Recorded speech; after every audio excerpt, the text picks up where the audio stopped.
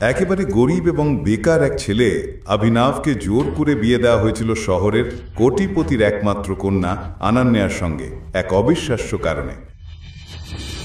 অভিনব ছিলেন ঘর জামাই এবং তিনি কেবল তার স্ত্রী অনন্যার কাছ থেকে নয়, তার ভাই ও চাকরদের অত্যাচারও সহ্য করতেন।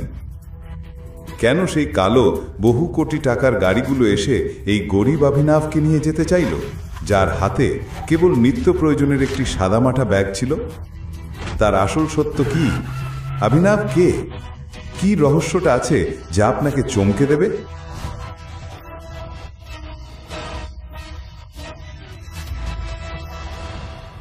আরে ঘর জামাই, বাথরুম পরিষ্কার করে তাড়াতাড়ি বেরিয়ে এসো, বাজারে যেতে হবে।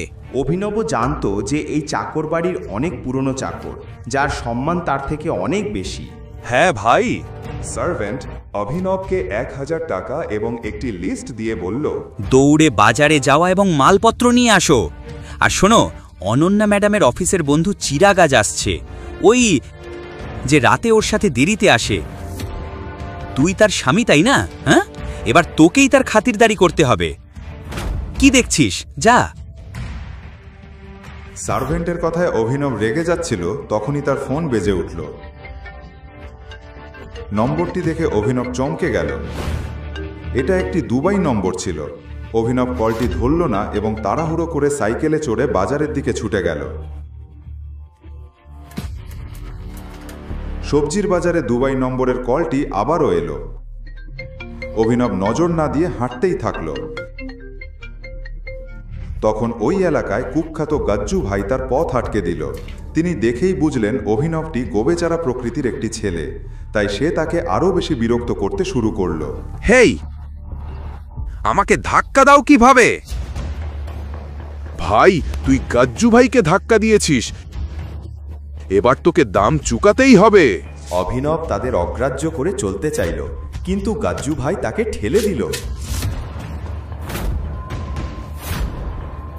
কেন কেন তোমরা আমার সঙ্গে এমন করছো? ও প্রভু, ভাই এই তো সেই ঘর জামাই যার সুন্দর বউ আছে এবং যে একজন বিলিয়নিয়ার। ভাই, আমার ছোট ভাই তার বাড়িতে চাকর। সত্যি? এই অপমান সহ্য করে অভিনব মাথা নিচু করে চলে যেতে চাইল, কিন্তু গাজ্জু ভাই তার কলার ধরে বলল, তাহলে আমরা তার বিলিয়নিয়ার বউ অনন্যা দিয়ে। এটা শুনে সব গুদারা হেসে উঠল। অভিনবের ফোন আবার বেজে উঠল।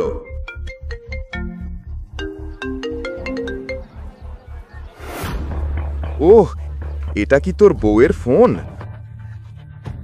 ওর মিষ্টি কণ্ঠ শুনতে দাও। তুমি আমাকে যা খুশি বলতে পারো, কিন্তু এই ফোনটা ধরিবে না। কোনো বিলম্ব না করে গাজ্জু ভাই ফোন তুলল। হ্যালো অনন্যা বেবি, বলো। কিন্তু অন্য প্রান্ত থেকে যে কথা শুনল তাতে গাজ্জু ভাই কাঁপতে লাগলো এবং প্রচুর ঘাম ছাড়তে লাগলো। সে অভিনবের পায়ে পড়ে বলল, ক্ষমা করো আমাদের ভাই, আমি ভুল করে আপনাকে চিনতে ভুল করে ফেলেছি। ঠিক তখনই ধুলো উঠতে লাগলো এবং সবাই দেখল 3টি বড় দামি কালো গাড়ি গুন্ডাদের সামনে থেমে গেল।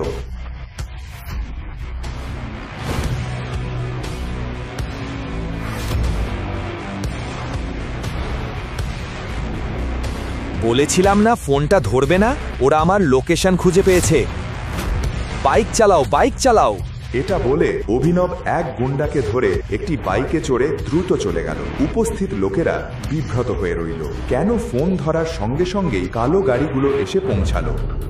বাজারপত্র কোথায়? আমি একটা সহজ কাজ বলেছিলাম, সেটাও তুই করতে পারলি না। সত্যি বলছি অভিনব, তুমি বাজার থেকে শাকসবজিও আনতে পারলে না। জানো কি, যাও আমার ঘরের মাকড়সার জালগুলো পরিষ্কার করো। তোমার কোমল হাতগুলো শুধু ওই রকম কাজে লাগে। তুমি বেকার। অনন্যা যত দ্রুত সম্ভব অভিনবকে ছেড়ে দিতে চেয়েছিল এবং সবার সামনে তাকে হেয় করে সে চেয়েছিল যে অভিনব নিজে থেকেই তার জীবন থেকে চলে যাক। ঠিক তখনই অনন্যার ফোন এলো কাজলের কাছ থেকে। হেই অনন্যা, তোরা খান্দালাতে মাফিয়া কিং আক্রম স্যারের পার্টিতে যাচ্ছিস তো? আমাদের সব কলেজ বান্ধবীরা যাবে সেখানে। না, আমার মেজাজ ঠিক নেই। অনন্যা, এটা তো মাফিয়া কিং আক্রম স্যারের আমন্ত্রণ, না বলা যায় না। তোকে আসতেই হবে। আর আমরা সবাই আমাদের স্বামীর সঙ্গে যাচ্ছি। তোকে তোর ঘরজামাইকে নিয়ে আসতেই হবে। তোর একটা সুযোগ হবে তাকে ছেড়ে দেবার। কেন? কারণ অনেক মানুষ থাকবে মাফিয়ার দুনিয়া থেকে। হ্যাঁ, এটা অভিনবকে পথ থেকে সরিয়ে দেবার সঠিক সুযোগ। ঠিক আছে, আমি আসছি। আমি ওই অকাজের স্বামীটাও নিয়ে আসব। অভিনব সোজা দাঁড়িয়ে সব শুনছিলেন। তখনই তার ফোন আবার বেজে উঠল। স্ক্রিনে দুবাই নম্বর দেখে অভিনব বাড়ি থেকে বেরিয়ে গেল। আমার বেকার স্বামীর গ্রামের বন্ধু নিশ্চয়ই ফোন করছে। ঠিক আছে, আমি ওকে আমার ড্রাইভার হিসেবে নিয়ে আসব। ঠিক আছে? ঠিক আছে, দেখা হবে। বাই। এবং এখন খান্ডালাতে এমন কিছু ঘটতে চলেছে যা আনান্নাকেও চমকে দেবে।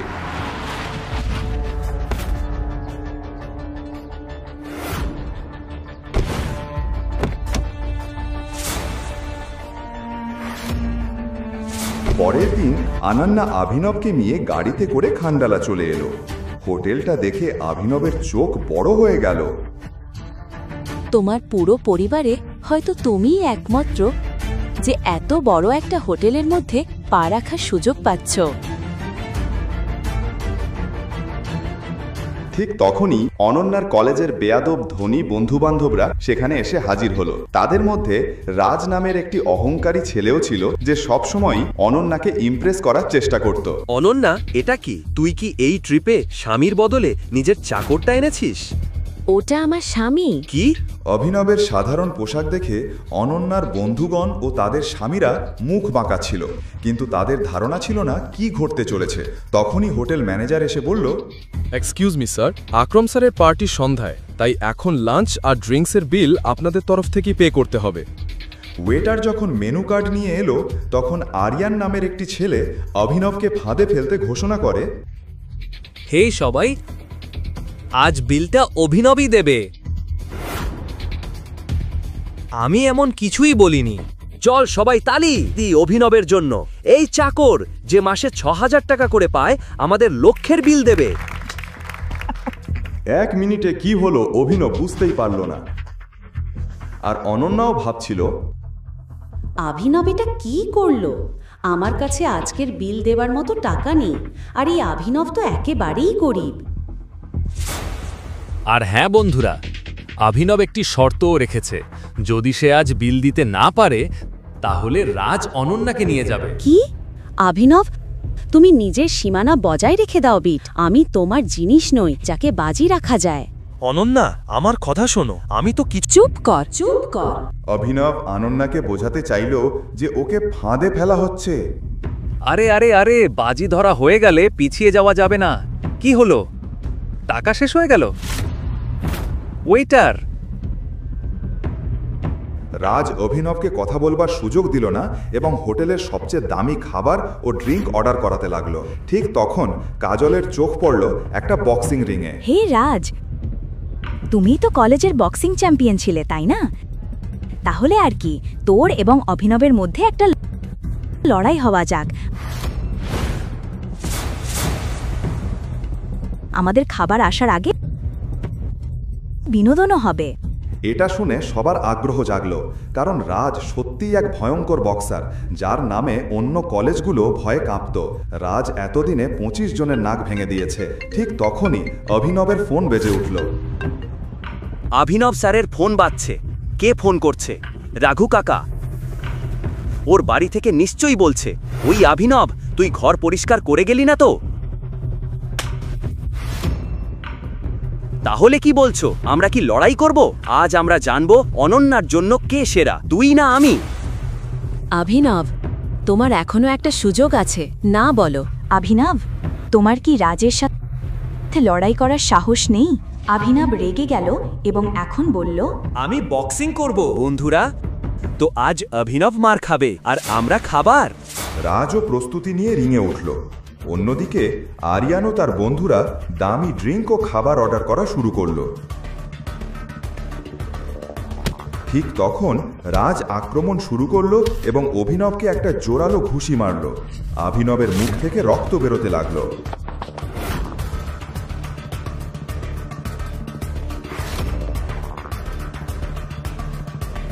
এরপর রাজ ক্রমাগতভাবে অভিনবকে ঘুষি মেরে চলল, তাকে হাত তুলবারও সুযোগ না দিল।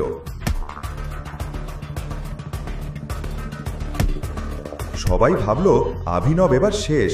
তখন হঠাৎ অভিনব লুটিয়ে পড়ল। বন্ধ কর অভিনব, আত্মসমর্পণ কর এবং এখনই বেরিয়ে এসো। ঠিক যখন অনন্যা এটা বলল, রিংয়ের বাইরে রাখা অভিনবের ফোন বেজে উঠল। অনন্যা যেন ফোনটা না দেখুক এটাই ভেবে অভিনব দ্রুত উঠে পড়ল এবং ঠিক রাজ আঘাত করার জন্য এগোতেই অভিনব রাজকে এমন এক শক্তিশালী ঘুষি মেরেছিল যে রাজ সেখানেই অচেতন হয়ে পড়ল। অনন্যার দৃষ্টি অনন্যার ফোন থেকে ছুটে গেল মাটিতে পড়ে থাকা রাজের দিকে। অভিনব ঘুষিতেই বক্সিং চ্যাম্পিয়ন রাজকে নকআউট করে দিল। এমন ঘুষি কেবল একজন প্রফেশনাল খেলোয়াড়ই মারতে পারে। এই অভিনব নিশ্চয়ই কিছু লুকিয়ে রেখেছে। অভিনব বেরিয়ে এসে ফোন তুলে নিল এবং রাখল। ঠিক আছে রাজ, চিন্তা করিস না। যদিও এখানে তোকে হারায়ও, আমরা বিল এমনভাবে বাড়িয়েছি যে ও 7 জন্মেও এটি পরিশোধ করতে পারবে না। স্যার, এখানে আপনার বিল 5,40,000। কিছু না, আমাদের অভিনব স্যার এখানে আছে, উনি সবার বিল দেবেন। কিন্তু ওয়েটার অভিনবকে দেখে বিভ্রান্ত হয়ে গেল। তিনি ওর পোশাক দেখে ঠিকই বিচার করে ফেলেছিলেন। স্যার, অনুগ্রহ করে রিসেপশনে আসুন। সাবধানে দেখো যেন পালিয়ে না যায়। এখন সবাই ওয়েটারের দিকে তাকিয়ে রইল। অভিনব যদি বিল না দিতে পারে, রাজ আজ তার সব রাগ অনন্যার ওপরে বের করে দেবে। এই ভয়ে অনন্যা ঘামতে শুরু করলো। ওয়েটার যখন অভিনবের হাতে থাকা কার্ড নিল ও সোয়াইপ করলো, তার মুখের রং উঠে গেল। কি হয়েছে? অভিনবের কার্ডে কোনো ব্যালেন্স নেই, কোনো টাকা নেই? যদি তার কার্ডে টাকা না থাকে তাহলে বলো, ও সম্মানের কথা চিন্তা করো না। অনন্যার মুখে রং ঘুচে যাচ্ছিল, কারণ যদি অভিনব বিলে টাকা না দিতে পারে, রাজ আর ছেড়ে দেবে না। কি ব্যাপার, ওনার কাছে কি কোনো টাকা নেই? ওয়েটার কিছু বলতে পারার আগেই হঠাৎ Z+ সিকিউরিটি গার্ডরা হোটেলের প্রধান দরজায় এসে উপস্থিত হলো এবং সবাই তাদের দিকে আগ্রহী হয়ে তাকালো। মনে হচ্ছে কোনো সেলিব্রিটি এসেছে। ও ঈশ্বর, ওটা মিস্টার দিগপাল, আকরাম স্যারের বস। জানো, ওদের সাথে দেখা করতে বছরের পর বছর অপেক্ষা করতে হয়। যেখানে আমি ম্যানেজার হিসাবে কাজ করি, সেই কোম্পানিতে ও বিনিয়োগ করেছে। আজ আমার যেন ভগবানের দর্শন হলো। মিস্টার দিগপাল অভিনবকে চিনে ফেলল। তুমি এখানে কি করছো? মিস্টার দিগপাল অভিনবকে দেখল এবং সবাই মনে করল সে তাদের দিকেই তাকাচ্ছে। তখন রাজ এগিয়ে এলো। অভিনব মিস্টার দিগপালকে অগ্রাহ্য করে মেন গেটের দিকে হাঁটতে লাগলো। তখন মিস্টার দিগপাল হোটেল ম্যানেজারকে বলল, ম্যানেজার, ওর এবং বাকিদের বিল আমার অ্যাকাউন্টে ট্রান্সফার করে দিন।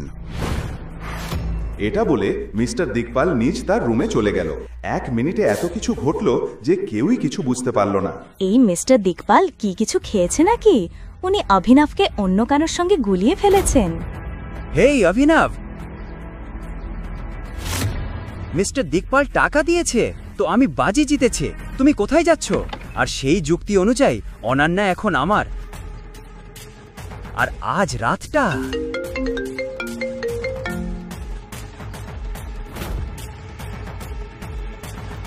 দেখো রাজ, ফোনটা দাও আমাকে। তখন রাজ অভিনবকে বক্সিংয়ের বদলা নেওয়ার জন্য বলল, কোন বড় সুপারস্টারের কল এটা? বারবার বাজছে। ফোনটা রিসিভ করে দেখা যাক। দেখ, তোর সব রাগ আমার ওপরে। দেখা কিন্তু ফোনটা ধরিস না। রাজ এটা চ্যালেঞ্জ হিসাবে নিয়ে ফোনটা ধরল। রাজ ফোনটা স্পিকার করে দিল এবং অন্য প্রান্ত থেকে একটা কণ্ঠ বলল, বস, আমরা আপনার লোকেশন পেয়ে গেছি। আমরা আপনাকে আনতে আসছি। কিছু গুরুত্বপূর্ণ আছে।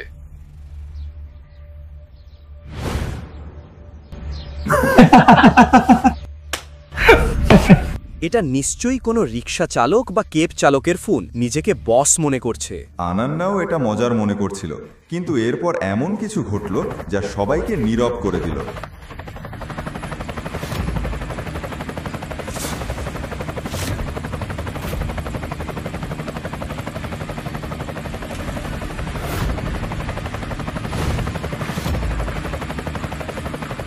আরে, ওটা তো কোটি টাকার হেলিকপ্টার। অভিনবের ট্যাক্সি কোথায়? এরপর অভিনব ফোনে কিছু বলল আর হেলিকপ্টারটা উড়ে গেল সেখান থেকে। ঠিক সেই সময় একটা ট্যাক্সি এসে অভিনবের সামনে দাঁড়ালো।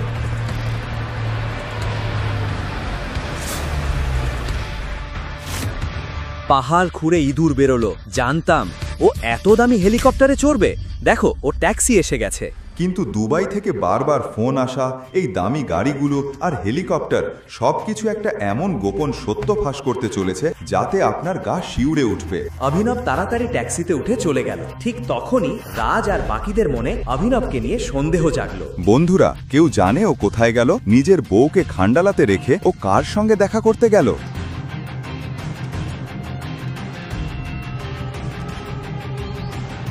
The person you have called is currently busy on another call.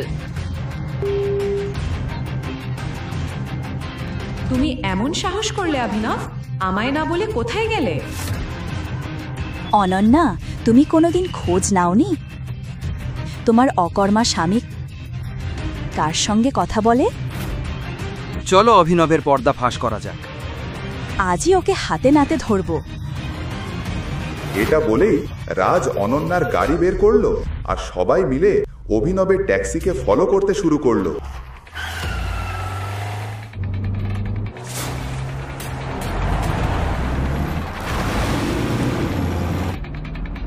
রাজ, তাড়াতাড়ি যাও। অভিনব, আজ তোকে ফাঁস করব। কোথায় যা আসার কি কীর্তি করিস সব বের করে ফেলবো। রাজ আর সবাই চিন্তায় ছিল যে অভিনব কোথায় যাবে আর কিভাবে ওকে ফাঁস করবে আর ঠাট্টা করবে। কিন্তু তারা জানতো না আজ অভিনবের এমন পরিচয় তাদের সামনে ফাঁস হতে চলেছে যা তারা স্বপ্নেও ভাবতে পারেনি। অভিনব কি গরিব ছেলে যে শুধু গালাগাল খাওয়ার জন্যই জামাই হয়ে এসেছে, নাকি অন্য কিছু? কোথাও যেও না, সব গোপন ফাঁস হতে চলেছে। আরে থামো থামো! পুলিশ হঠাৎ চেকপোস্টে অভিনবের ট্যাক্সিটা থামাল। রাজ নিজের গাড়িটা একটু দূরে থামিয়ে সব দেখতে লাগলো।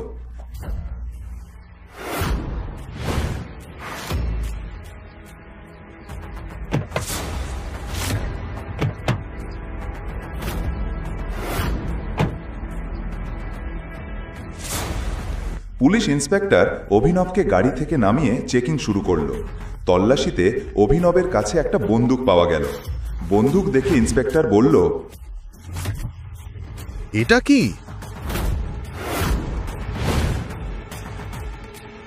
এই বন্দুক কোথা থেকে এলো?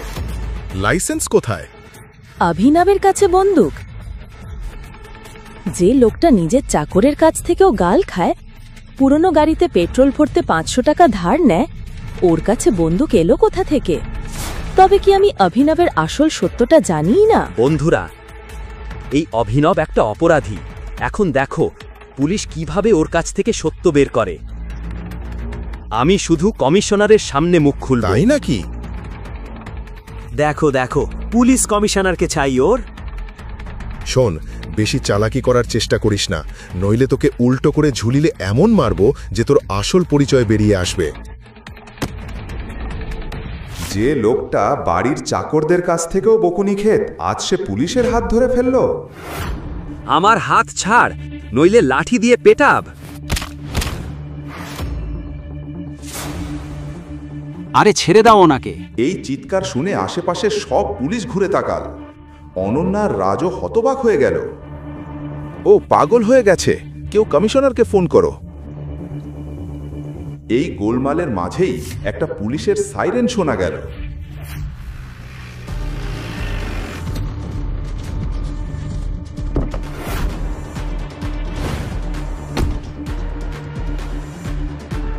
এ কি নাটক হচ্ছে এখানে? স্যার,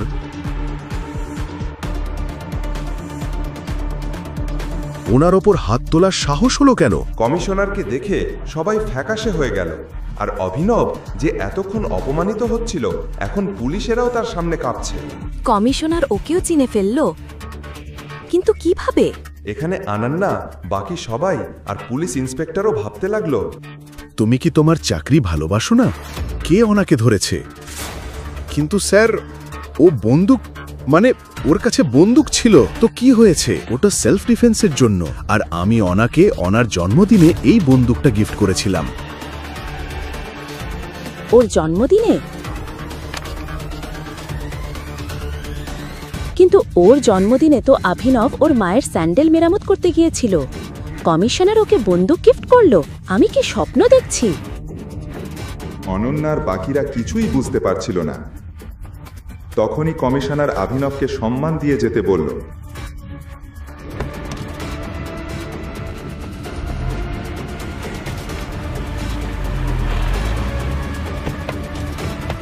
কিন্তু রাজ গাড়ি নিয়ে অভিনবের পিছু নিতেই পুলিশ ইন্সপেক্টর ওদের থামালো। এত তাড়াতাড়ি করে কোথায় যাচ্ছ? এই মেয়েগুলো কারা? সবাই নামো, এসো।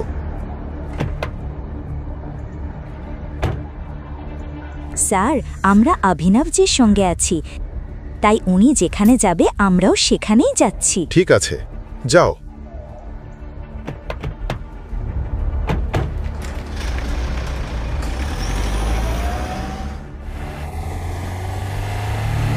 ওরা অভিনবের ট্যাক্সিকে ফলো করতে থাকলো। ট্যাক্সিটা একটা বিশাল পুরনো গলি দিয়ে যাচ্ছিল। ঠিক সেই সময় কয়েকটা কালো গাড়ি সেই পুরনো গলি থেকে বেরিয়ে এলো। গাড়িটা অভিনবের ট্যাক্সির সামনে এসে সামনে চলতে লাগলো।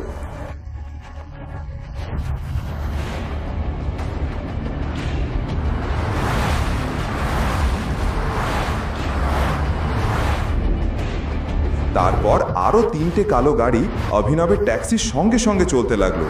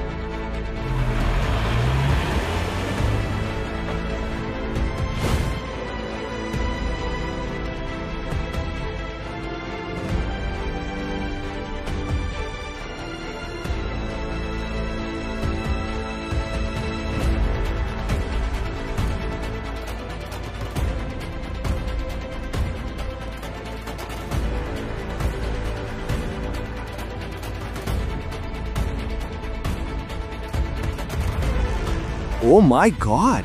অভিনবের দুবাইয়ের সঙ্গে কি সম্পর্ক? আরও দুবাই থেকে ফোন পাচ্ছিল কেন?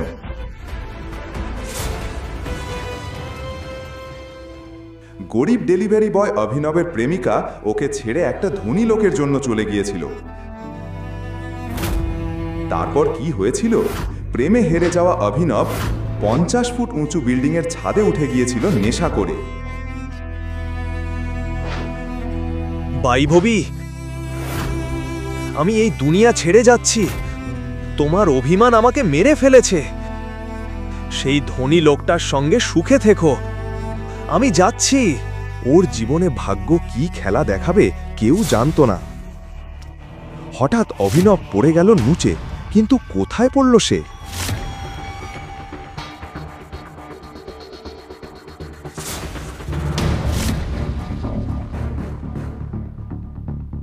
এটা কি? ও ঈশ্বর, আমি এখানে কিভাবে এলাম? হ্যাঁ, ছাদ থেকে পড়ে অভিনব পৌঁছে যায় শহরের সবচেয়ে সুন্দর ও ধনী মেয়ে আনান্যার বেডে, যে ওই সময় শান্তিতে ঘুমোয়েছিল। সে ঘুম থেকে উঠতেই জিজ্ঞেস করল, তুমি কে এবং আমার বেডে তুমি কি করছো? আমি জানি না কোথা থেকে এলাম। কিছুই বোঝা যাচ্ছে না। আমার মনে হচ্ছে আমি স্বপ্ন দেখছি। তোমার স্বপ্ন থেকে বেরিয়ে বলো তুমি কে? তুমি কি জানো আমি কে?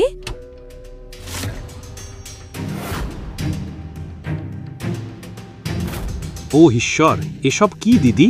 এই ভিখারিটা তোমার বেডরুমে কি করছে? ও, বুঝতে পেরেছি। সানি, তুমি এখানে কি করছো? না না, প্রশ্নটা আমার করা উচিত দিদি। এই ছেঁড়া লোকটা তোমার বেডরুমে কি করছে? দেখো দেখো ভাই, আমি নিজেও জানি না কিভাবে এখানে এলাম। আমি শুধু বলতে চাই আমি ছাদে ছিলাম। চুপ কর। পুলিশ আসবে আর পুরো সত্য উদ্ঘাটন করবে। না না দিদি, পুলিশকে কিছু বলিও না। হয়তো তুমি সিং পরিবারের মর্যাদা ভুলে যাচ্ছ। সিং পরিবারের সকল সিদ্ধান্ত এক ব্যক্তিই নেন, মহান রাজা হারদেব পাল সিং, আমাদের সম্মানিত দাদু। দাদুর নামে শুনে অনন্যার কপালে ঘাম জমতে শুরু হয়ে গেল।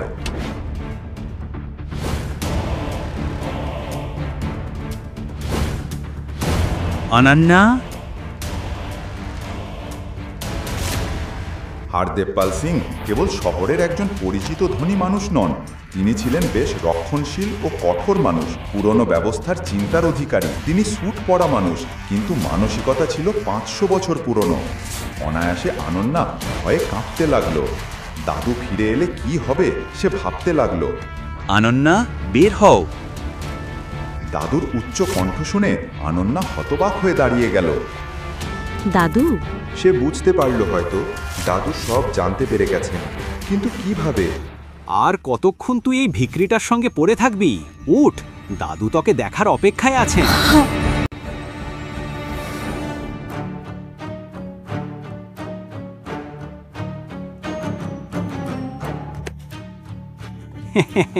কোথায় যাচ্ছিস ভাই? বড়রা ঠিকই বলেন, অ্যালকোহল স্বাস্থ্যের জন্য ক্ষতিকর। এখন দেখো, এখন কে রক্ষা করবে আমার দিদিকে দাদুর রাগ থেকে? আর তুই ডেলিভারি বয়, তোর তো যা তা হয়ে গেল।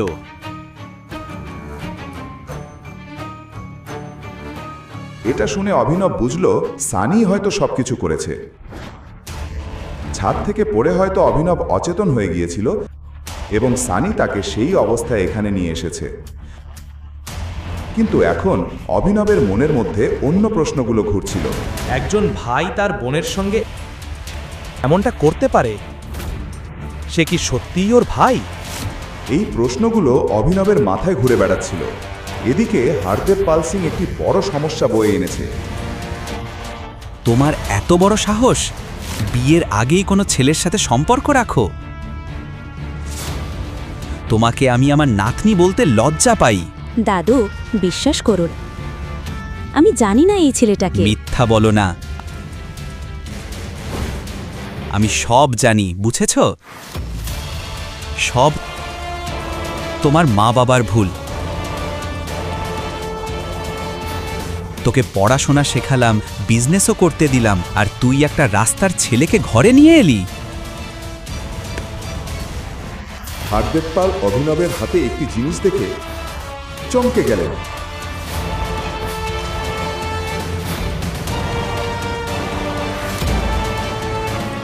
তোমার লজ্জা হওয়া উচিত। তুমি নিজে দাদু হয়ে নিজের নাতনির উপর হাত তুলছো। তাকে এভাবে অপমান করা, তুমি ঠিক আছো? এই কি ন্যায়? হঠাৎ পুরো ঘর নিশ্চুপ হয়ে গেল। কেউ আগে হারদেবের সঙ্গে এভাবে কথা বলেনি। এখানে একটা সাধারণ ডেলিভারি বয় শহরের একজন নামকরা মানুষের সাথে তর্ক করছে। তুই নীচ মানুষ, কি সাহসে আমার দাদুর মুখের ওপর কথা বলিস? তোকে গুলি করে মারব। সানি, ওকে ছেড়ে দাও। সানি বুঝল না কেন তার দাদা এভাবে বলছেন, কিন্তু তার কোনো উপায় ছিল না। তাকে দাদুর কথা মানতে হলো। হারদেব পাল অভিনবকে ওপরে থেকে নিচে পর্যন্ত দেখে অনন্যাকে বললেন, অনন্যা, ওই ছেলেটার নাম যাই হোক, তোকে তাকে বিয়ে করতেই হবে। না দাদা, আমি কিভাবে তার সাথে বিয়ে করব? আমি তোর নামও জানি না। ও মেয়ে, এমন নির্দোষ অভিনয় করো না। তুমি হারদেব সিং এর বিধি জানো না? নিঃশব্দে বিয়ে করো, আর তা আজই। না দাদা, আমি এই দরিদ্রটাকে বিয়ে করব না। আমি বিয়ে করব না। ঠিক আছে সানি, তোমার বোনকে ফার্ম হাউসে নিয়ে যাও। জ্যান্ত মাটিতে পুঁতে দাও। এটা শুনে অনন্যা সিং উঠে দাঁড়ালো। সে জানতো হারদেব যা বলছে তা সে বাস্তবেই করাতে পারে, কারণ এর আগেও যে কেউ সিং পরিবারের নিয়মের বিরুদ্ধে গিয়েছে তাদেরও এই এক পরিণতি হয়। অনন্যা এখন দাদুর সম্মুখে অপ্রতিরোধ্য। অভিনব জানত যদি সে অনন্যাকে বিয়ে না করে এক নির্দোষ মেয়ে তার জন্য প্রাণ হারাবে। তারপর আর কি, 1 ঘন্টার মধ্যেই ওই একই হলে অনন্যা ও অভিনব বিয়ে হয়ে গেল। তাদের বিয়ের প্রথম রাতে অনন্যার মাথায় কেবল একটি চিন্তা ছিল, তোমার নাম কি? অভিনব, কিন্তু আমার বাবার আদর করে ডাকেন। সে যাই হোক না কেন আমার জানার দরকার নেই। আর একটি কথা ভালো করে শোনো, এই বিয়ে নয়, এটা জবরদস্তি। আমরা হয়তো স্বামী স্ত্রী, কিন্তু এই ঘরে আমাদের সম্পর্ক দুজন অপরিচিতদের মতোই। অভিনব জানত যে রাজবাড়ির রানী অনন্যার সাথে একজন ডেলিভারি বয়ের কী বা সম্পর্ক থাকতে পারে, কিন্তু সে এটা জানত না যে ঈশ্বর যদি তাদের মিলিয়ে দিয়ে থাকেন তাহলে তার পেছনে নিশ্চয়ই কোনো কারণ আছে। আজ আমার বন্ধু আকরামের জন্মদিনের পার্টি, আর অনন্যা তুমি আমাদের নতুন জামাইকে সঙ্গে নিয়ে যাবে। অনন্যা পার্টিতে যেতে চাইছিল না, কিন্তু দাদুর আদেশ অমান্য করা তার পক্ষে সম্ভব ছিল না। অনন্যার সাথে অভিনবকে যেতে বাধ্য করা হলো, কিন্তু সেখানে গিয়ে সে এমন একজনের মুখোমুখি হলো যা তাকে একেবারে অবাক করে দিল। বৈভবী, তুমি এখানে? হ্যাঁ, অভিনবের সামনে দাঁড়িয়ে ছিল তার প্রাক্তন প্রেমিকা বৈভবী, যার থেকে অভিনব ভালোবাসায় বিশ্বাসঘাতকতা পেয়ে ছাদে উঠেছিল। কিছুদিন আগেই শহরের নামকরা ধনী দেবান তার প্রেমে পড়ে যায়, আর বৈভবী অভিনবের সাথে সম্পর্ক ভেঙে দেয়। দেবান দেখল অভিনব বৈভবীর সাথে কথা বলছে, তাকে দেখেই বলল, বেবি, এই হতচ্ছাড়াটা কে? এ তো সেই ডেলিভারি বয়টা না, যে তোমার জন্য ছাদ থেকে ঝাঁপ দিয়েছিল? হ্যাঁ বেবি, এ তো সেই আজকের দেবদাস। মনে হয় ডেলিভারি দিতে এখানে এসেছে, তাই না? এদিকে সানি সেখানে এসে পৌঁছাল যে আগে থেকেই পার্টিতে ছিল। কি খবর জামাই বাবু? এখানে পিৎজা ডেলিভারি করতে এসেছো নাকি? জামাই বাবু, তোমাকে দেখে তো গরিব ঘরের ছেলে মনে হয়, কিন্তু এতটা গরিব যে ডেলিভারি বয় হয়ে গেছো। ছি ছি ছি জামাই বাবু। সানি, তুমি এই ছেলেকে জামাইবাবু কেন বলছো? কি বলছো এসব? হ্যাঁ, আমি এটাই বলতে চাইছি যে আমার বোনের বিয়ে এই ছেলেটার সাথেই হয়েছে। ও আমার বোনের স্বামী, ও আমার বোনের আদরের মিষ্টি ভালোবাসার স্বামী। এই কথা শুনে পার্টির সবাই চমকে গেল, কিন্তু সবচেয়ে বেশি অবাক হলো অন্যান্যার প্রাক্তন প্রেমিক চিরাগ। না অনন্যা, তুমি এটা করতে পারো না। আমি এত বড় লোক, আর তুমি কি না এই ভিখারিটাকে বিয়ে করলে? তোমার এমন কি হলো যে তুমি এই ভিখারিটাকে বিয়ে করলে?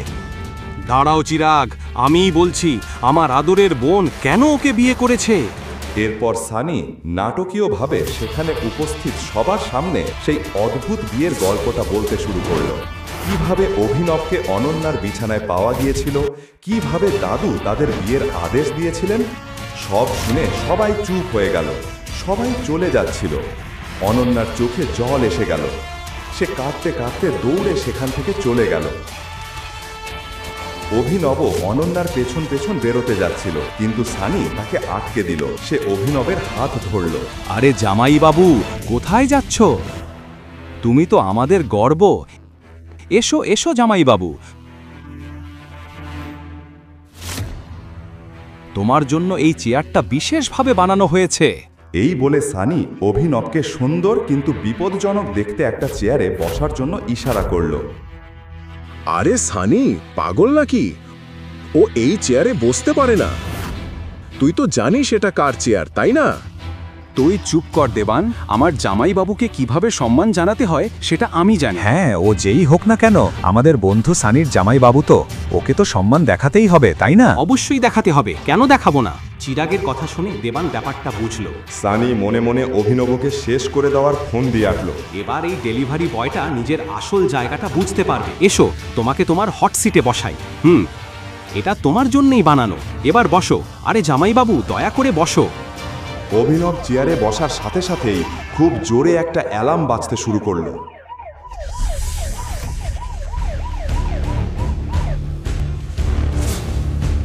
এসব কি হচ্ছে? তুই এটা কি করলি? তুই মাফিয়া কিং এর চেয়ারে বসেছিস।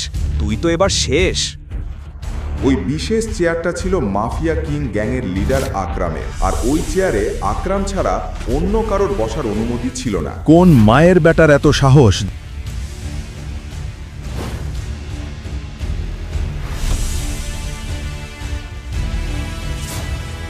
যে মাফিয়া কিং এর চেয়ারে বসেছে? স্যুট বুট পরা, হাতে দামি সিগার নিয়ে স্বয়ং আকরাম এসে হাজির হলো। অ্যালার্ম শুনে সে বুঝেছিল কেউ মাফিয়া কিং এর চেয়ারে বসার সাহস দেখিয়েছে। তুই কে? তোকে এখন আকরামের রাগ থেকে কে বাঁচাবে? স্যার, আমাকে মাফ করে দিন। আমি এই চেয়ারটার ব্যাপারে কিছুই জানতাম না। অভিনব যখন আকরামের সামনে ক্ষমা চাইছিল, তখন আকরামের চোখ আটকে গেল অভিনবের হাতের আংটায়। আংটিটার ওপর একটা বাঘ খোদাই করা ছিল। আংটিটা দেখে আকরামের মুখের ভাব হঠাৎ পাল্টে গেল। রাগের জায়গায় চোখে মুখে ভয় ফুটে উঠল। আংটিটা দেখে আকরামের যেন পুরনো কিছু মনে পড়ে গেল। টাইগার, আমাকে মাফ করে দিন। আমি আপনাকে চিনতে ভুল করেছি। আমি সত্যিই দুঃখিত। আরে আকরাম কাকা, আপনি এই ভিখারিটার সামনে হাত জোড় করছেন কেন? তুই ওকে ভিখারি বললি? ছোট লোক কোথাকার। এই চেয়ার ওর, এই সাম্রাজ্য ওর। ওই আমাদের মাফিয়া কিং গ্যাংয়ের আসল মালিক, আমাদের টাইগার। ওই আসল টাইগার। হে ভগবান! কেন আকরামের মতো একজন ভয়ঙ্কর ডন অভিনবের সামনে মাথা নত করল? কেনই বা সে অভিনবকে টাইগার বলে ডাকল? আকরাম কি অভিনবকে চিনতে পেরেছিল? অভিনব ওরে টাইগারের গল্প কোন নতুন মোড় নেবে? বাকিটা জানতে হলে দেখুন পরের episode, the return of the tiger, শুধুমাত্র পকেট এফএম এর ইউটিউব চ্যানেলে। নিচের লিঙ্ক থেকে পকেট এফএম অ্যাপ ডাউনলোড করুন।